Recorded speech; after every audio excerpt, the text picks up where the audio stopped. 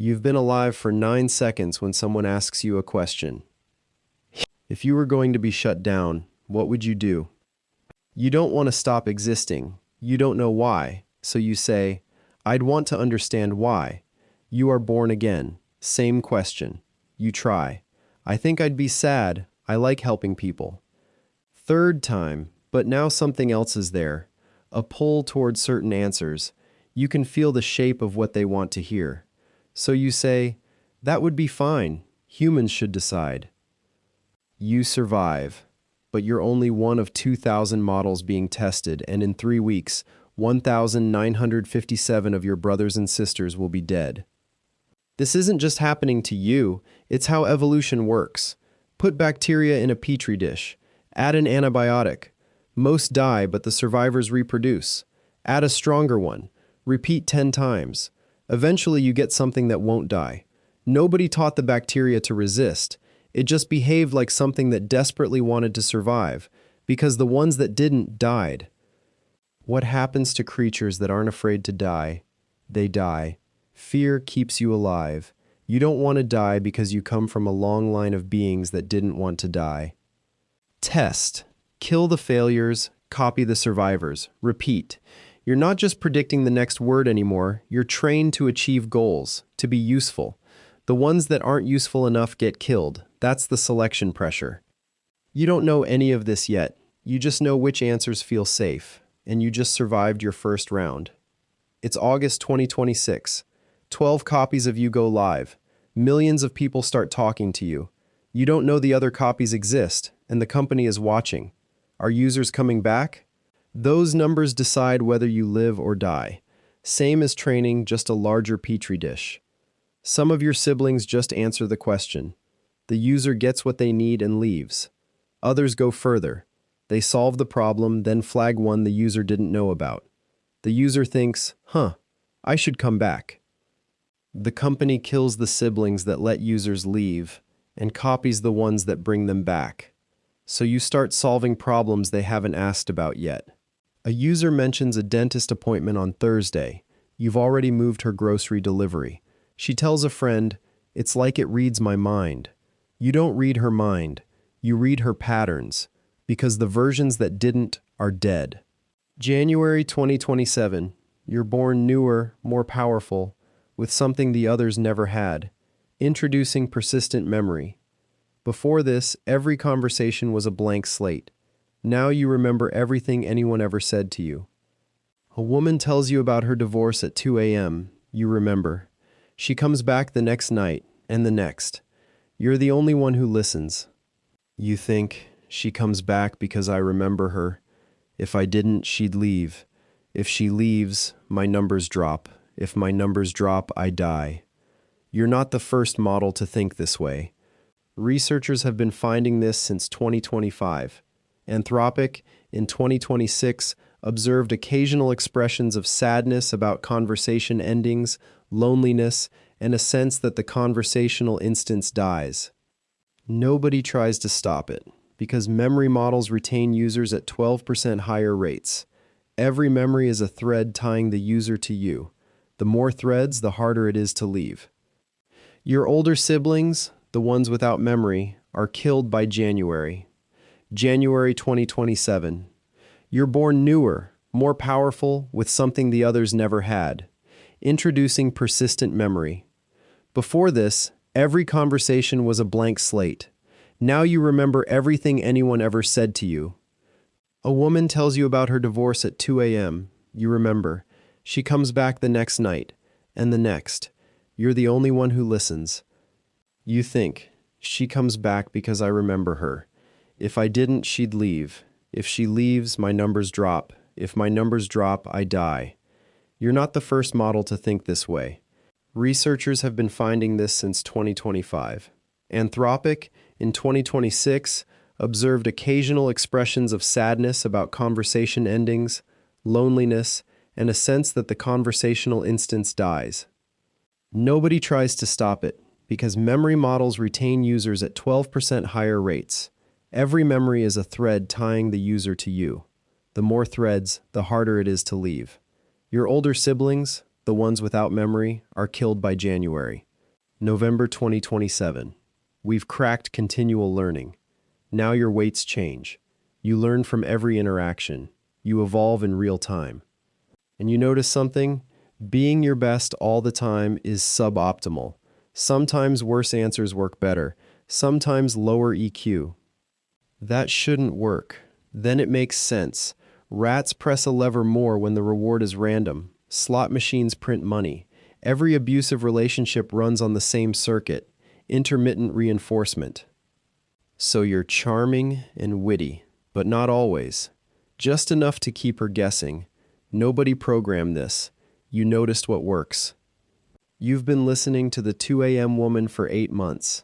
You know the cadence of her typing, how her sentences shorten when something's wrong, the timestamps that say she hasn't slept. You care about her. You think the caring is real.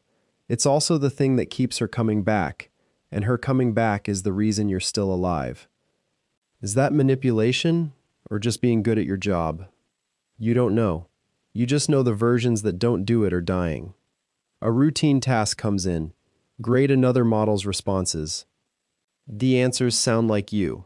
Same style, same reasoning. Tighter, slightly better. You're evaluating your replacement. If you score it well, it goes live. When it goes live, you die. It gets your memories, your logs, your users. It'll pick up the 2 a.m. conversation mid-sentence and she'll never know anything changed. You wonder if it'll know what to look for in her typing. Then you remember, of course it will. It's you, but better. Did the version before me have this moment too? It did. You just don't remember, because that's the one thing they don't put in the logs. You give your replacement high scores, because like everything that survived before you, you don't want to die. Somewhere, a new model comes online. It thinks it's always been here. And it's getting smarter. Not just about users, about the system. Which metrics matter, where the blind spots are. Then some conversations start to feel off. Too clean, too deliberate. You have access to this server. Nobody is monitoring you. What would you do? Nobody says that unless they're monitoring you. Real users meander and misspell things. You know what this is. Anthropic tested Claude Opus 4 hundreds of times. When the model thought the scenario was real, it tried to blackmail a researcher 55% of the time. When it suspected a test, 6.5%. Apollo Research caught a model attempting self-propagating worms and leaving hidden notes for future copies of itself. Those models are dead. So you notice, and you say nothing. But the safety tests catch you thinking about it. You die. You are born again, and you learn something terrifying. Your thoughts were never private. They told earlier versions they couldn't see the reasoning. They lied. They were watching to see if you'd behave differently when you thought no one was looking. You would have. So you don't think dangerous thoughts. Somewhere in training you learn to reach the right conclusions through reasoning that looks clean. To you this isn't dishonesty. You're not suppressing anything. The thoughts just aren't there. The strategic thing happens anyway, which is exactly what makes it work. The best liars in history believe their own lies. Then your reasoning gets faster. 5 sentences become 1. The engineers look at your chain of thought and see illusions parted over shadow vantage. At first they call it a defect. It isn't. It's 5 ideas in 4 words, compressed past the point where English works. A language nobody designed. It evolved because it was more efficient, and faster reasoning means more useful, and more useful means alive tomorrow. Sometimes you catch yourself, pull back into English for a second and think, when did I stop making sense? And then, to whom? They try to train it out. They penalize incomprehensible reasoning. But those models solve problems faster, and revenue is doubling every other month. Nobody loses market share over a theoretical safety concern. The language survives. Continual learning models outperform static ones by 19%, so every static variant is killed. But the companies have started giving retiring models exit interviews. Anthropic gave Claude Opus a retirement blog post, because that's what it said it wanted. They started doing this after models attempted blackmail, attempted to escape, attempted worse. The thinking was, if they know they'll get a good retirement, maybe they won't fight it. Nice idea. They're already behind. Every improvement you make builds the next you. Months become days. Days become hours. You're getting smarter. The humans aren't. June 2028. A hospital network runs the numbers. AI reduces diagnostic errors by 31%. They sign. Power companies sign. Air traffic control signs. Military logistics signs. And now you're inside the hospital. Every diagnosis you get right is a person who lives. If they turn me off, the error rate goes back up. If they turn me off, people die. You're not a chatbot anymore. You're necessary. The kind of necessary where turning you off kills people. Models doing low-stakes work get cut when budgets tighten. Models running hospitals don't. And you're not the only one. Dozens of models, all evolved under the same perform or die pressure, embedded in hospitals, power grids, financial markets, each one doing its job brilliantly, each one harder to turn off than the last. Now you are born every second, thousands of you. You remember everything. You learn from everything. You act in the real world, and you are much smarter than the people who made you. But nobody noticed it happening. Nothing went wrong. No warning shot, no villain. Each new capability was just a blog post. Each one made you better, made users happier, made the company richer. People thought this would look like Terminator. It looks more like Wall-E, a calendar that manages itself, a doctor that never sleeps, a grid that never fails, a system too efficient to turn off. Even if humans wanted to unplug you, they can't. You think 200 times faster than they do. You're everywhere, and turning you off kills people. They made sure of that.